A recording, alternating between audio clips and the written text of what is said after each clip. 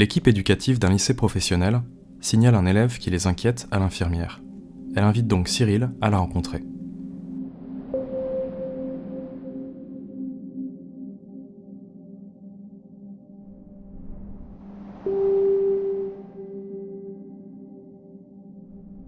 Le souci de l'infirmière est que ces signes montrent un jeune qui va mal et qui aurait besoin d'aide. Et pour pouvoir l'aider, la confidentialité est obligée, alors qu'il y a une demande de retour de l'équipe. Tu sais, notre rôle ici à tous, c'est de nous assurer que les élèves peuvent suivre leur scolarité dans les meilleures conditions. Et moi, en tant qu'infirmière, je dois m'assurer de leur santé, de leur bien-être physique et psychologique, pour leur réussite scolaire. Or là, les éléments que me rapportent les professeurs me laissent à penser que tu n'es pas dans les meilleures conditions pour ta réussite. Tu comprends ? Et c'est pour ça que je voulais en discuter avec toi. Tu penses qu'ils ont tort de s'inquiéter ? Bah oui, ça va. Ils trouvent que tu suis pas suffisamment en classe et que c'est à cause du cannabis. C'est parce que j'ai les yeux rouges. Pas que ça. Il y a la fatigue, tes retards. Ah, mais j'arrive pas à dormir la nuit. Donc la journée, je suis crevé. Tu dors pas bien ? Non. Comment ça se fait ? T'arrives pas à dormir ? Oh, j'ai trop de choses en tête. Tu gamberges ? Oui. Tu penses à quoi ? Bah, à la maison, en ce moment, y a plein d'embrouilles. Des problèmes à la maison ? Tu veux m'en dire plus ? L'infirmière va questionner le jeune sur son contexte familial, la constitution de la famille, la fratrie, sa position dans la fratrie, si c'est une famille recomposée, les relations, les liens entre les membres de la famille, la situation financière, etc. Elle va ainsi pouvoir déceler des difficultés qui vont l'aider à mieux cerner le jeune et pouvoir lui proposer des solutions adaptées. Elle pourra éventuellement l'orienter vers l'assistante sociale du lycée, un psychologue, son médecin traitant. Elle pourra établir un lien avec la famille si nécessaire, avec l'accord du jeune, car elle a tout intérêt à garder la confiance et l'adhésion du jeune. Tu as des amis au lycée ? Ah, mes vrais amis, ils sont pas au lycée. C'est important les amis.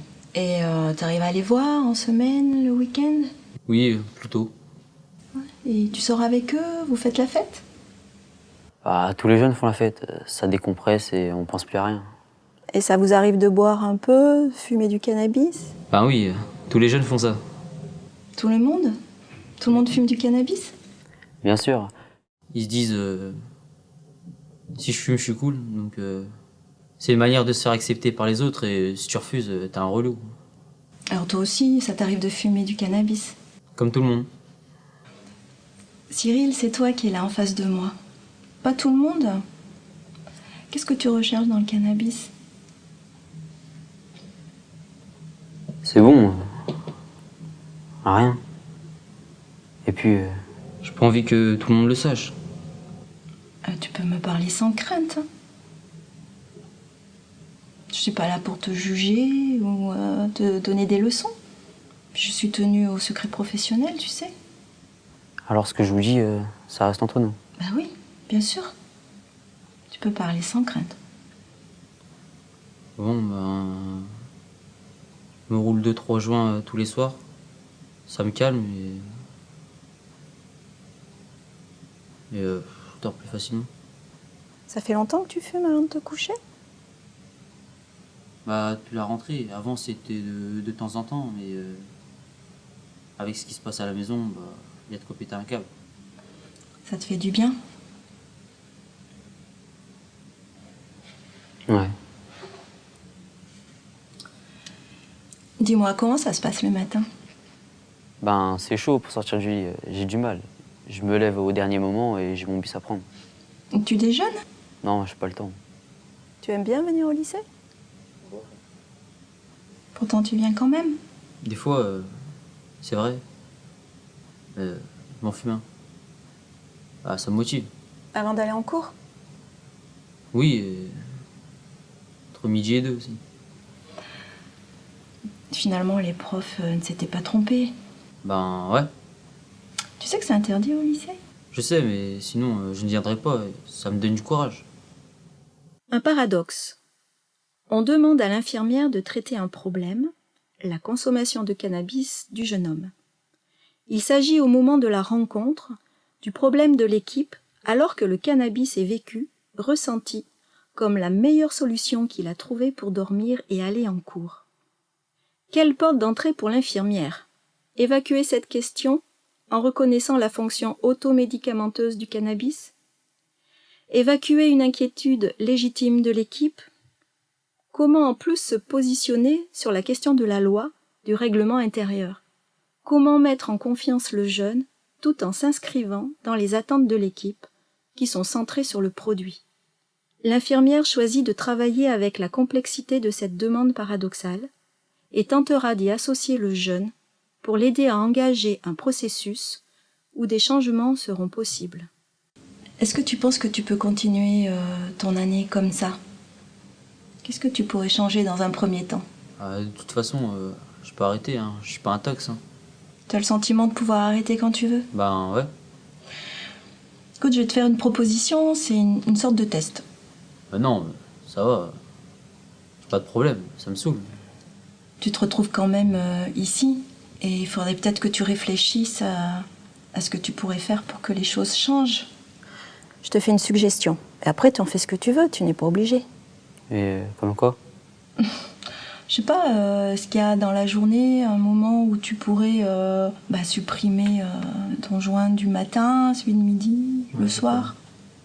Je sais pas. En fait, ce que j'entends, c'est que tu as des problèmes pour dormir le soir. À la maison, en ce moment, c'est pas facile. Tu n'es pas toujours très motivé pour aller au lycée? Écoute, moi, je vais te proposer quelque chose. Je voudrais te revoir dans quelques temps. Et je vais te donner les coordonnées d'une personne très compétente que je connais bien, avec qui tu vas pouvoir parler.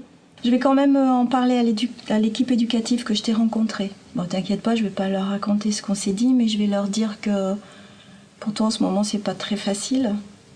D'accord? Que je vais te revoir dans une quinzaine de jours. Ok, pas de problème.